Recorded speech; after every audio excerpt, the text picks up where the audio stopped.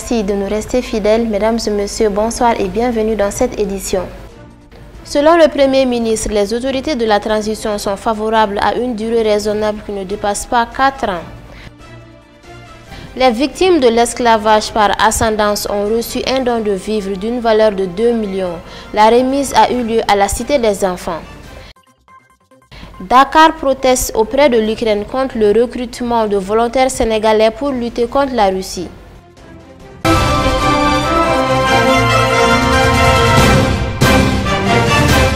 Comme je vous en parlais dans les titres lors d'une interview qu'il a accordée récemment à nos confrères de Vox Africa, le Premier ministre Dr Choguel Kokala Maïga a soufflé la position du gouvernement sur la durée qui va être proposée à la CEDEAO par l'équipe technique en charge de la question.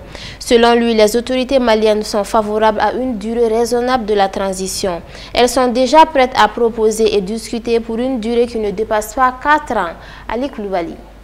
Non, le colonel Assimi Goïta et son équipe n'ont aucune intention de s'accrocher au pouvoir. Les Maliens ont certes fait une proposition de proroger la transition de 6 mois à 5 ans à l'issue des assises nationales de la refondation. Mais tout porte à croire que les autorités ont changé d'avis quant au respect strict des 6 mois à 5 ans proposés. Compte tenu des mésententes de ces carcans suscités par cette proposition des Maliens, Assimi Goïta, président de la transition, et son gouvernement seraient dans une logique d'opter pour une durée raisonnable en ce qui concerne la fin de la phase transitoire du pays. En tout état de cause, le Premier ministre Dr Choguel Kokala Maïga a coupé court à toutes les rumeurs lors d'un entretien qu'il a récemment fait sur la chaîne Vox Africa. À l'entendre, la balle est plutôt dans le camp des chefs d'État africains de la CEDEAO. Le PM Maïga annonce que la partie malienne est déjà prête à proposer et discuter pour une durée qui ne dépasse pas 4 ans. Tous les délais que nous avons soumis à la CEDEAO ont été justifiés. Elle n'a pas voulu négocier avec nous. Ils ont décidé de prendre des mesures en violation des textes. L'embargo est illégal.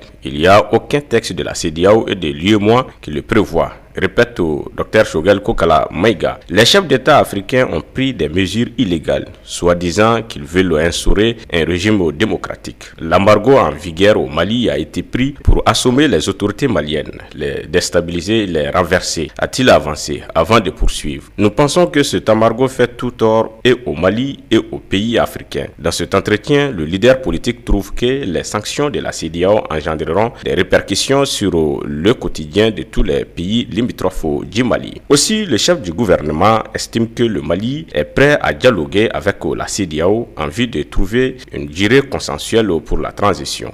Sans détour, il précisera: nous avons fini à notre niveau. Il n'y a aucun problème. De notre côté, nous sommes prêts à discuter. Je crois que le constat a été fait au niveau de la CEDEAO que les sanctions ne sont pas la solution pour la crise malienne. Qu'il s'agisse du Mali ou de la CEDEAO, chaque partie se trouve, selon lui, dans une dynamique de négociation. Partant de ces précisions, le médiateur de la CEDEAO pour le Mali, en l'occurrence Goodluck Jonathan, est arrivé le jeudi 24 février 2022 à Bamako avec des informations qui n'étaient pas le résultat des discussions enclenchées entre l'équipe technique du Mali et celle de l'organe. Il est venu avec une proposition. Il semblerait qu'il lui a été dit que nous discutons sur la base de 12 à 16 mois lors de cette dernière mission, explique Choguel, qui précise: il se trouve que ce n'est pas ce qui a été discuté par notre équipe et l'équipe de médiation technique qui est sur place. Lorsque cela a été dit à Goodluck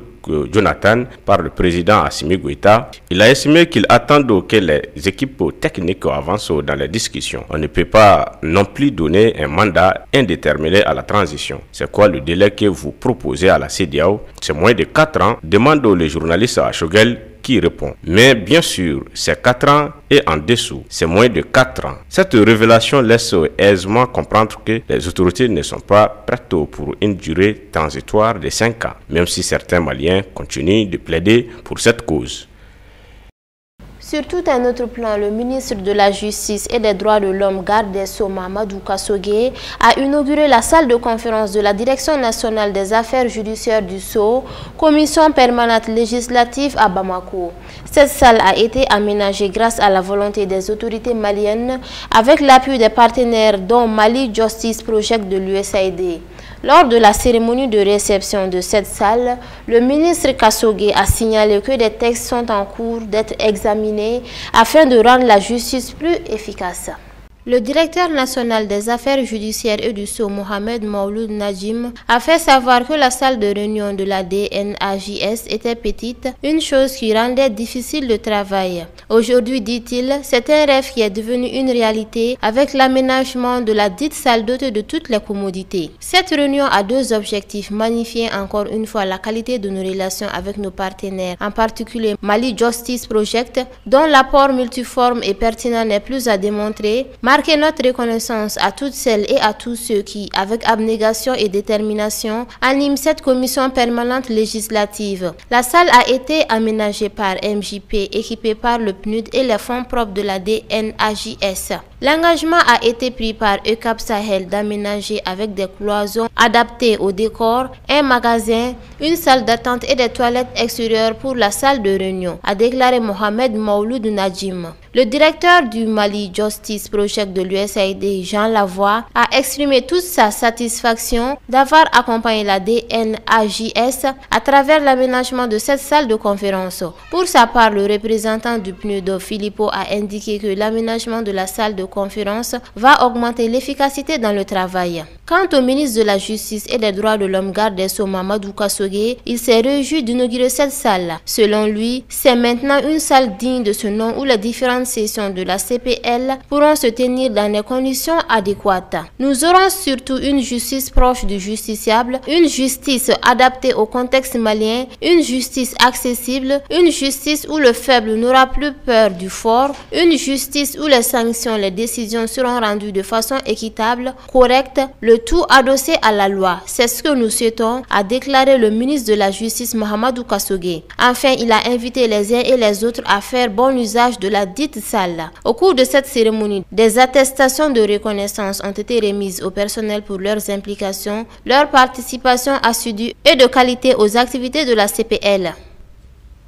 Je vous en parlais dans les titres. L'ambassade du Royaume-Uni au Mali, en partenariat avec la Commission nationale des droits de l'homme, a procédé à la remise de vivres aux victimes de l'esclavage par ascendance d'un montant de 2 millions de francs CFA. La cérémonie de remise s'est déroulée ce matin à la Cité des Enfants. Aïssata Touré et Moussa Diallo. L'esclavage par ascendance est une pratique courante au Mali, malgré son abolition par l'administration coloniale en 1905. Plusieurs milliers de personnes victimes du phénomène ont trouvé refuge à Bamako. Elles sont majoritairement originaires de la région de Kaya. Pour soulager leurs souffrances, le Royaume-Uni et la Commission nationale des droits de l'homme viennent de leur offrir un important lot de vivres. Nous avons un fort objectif de soulever la situation dans le monde entier pour les gens qui subissent les défis différents, qui incluent en Mali aussi la situation courante qui est l'esclavage par ascendance. Ça fait un grand plaisir pour l'ambassade britannique de soutenir le CNDH afin de soutenir votre initiative. Le président de la Commission nationale des droits de l'homme, lors de cette cérémonie, a fait passer un message à tous les Maliens. Pour lui, rien ne vaut la dignité humaine. Le message de la solidarité, de l'entraide entre Maliens, surtout le contexte dans lequel le pays se trouve aujourd'hui, la crise multidimensionnelle, et dire qu'il y a certains Maliens qui sont victimes de l'esclavage par ascendance et de la part d'autres Maliens. Donc c'est un message fort de solidarité que nous lançons à tous les Maliens pour que l'on comprenne que rien ne vaut la dignité humaine. Ces personnes sont déplacées internes dans leur propre pays parce qu'elles ont été chassées il y a 1 an de cela, jour pour jour. Elles ne savaient pas où aller. Donc nous essayons de jouer notre partition. Au-delà de ces livraisons symboliques, il y a d'autres activités qui sont prévues dans la région de Kayes, notamment les activités de sensibilisation, d'information et de formation, pour que les Maliens comprennent que plus jamais l'esclavage ne doit valoir dans notre pays. Le vice-président du Rassemblement malien pour la fraternité et le progrès, également représentant des bénéficiaires, s'est réjoui de cette donation. Ça nous a apporté un très grand plaisir nous sommes chez nous, on mange à notre faim. Mais nos déplacés qui sont là, si ce n'est pas de l'aide de ce genre-là, ils ne vont pas manger à leur faim. Quand on a eu ça, vraiment, ça nous fait un très très grand plaisir parce qu'aujourd'hui, ils vont manger à leur faim. À noter que ce don est composé de 2 tonnes de riz, des bidons d'huile végétale, des pâtes alimentaires, d'un montant de 2 millions de francs CFA. Dans 18 mois, 1000 agents de la police nationale bénéficieront de logements sur le site de l'ACI à Djalakorobougou.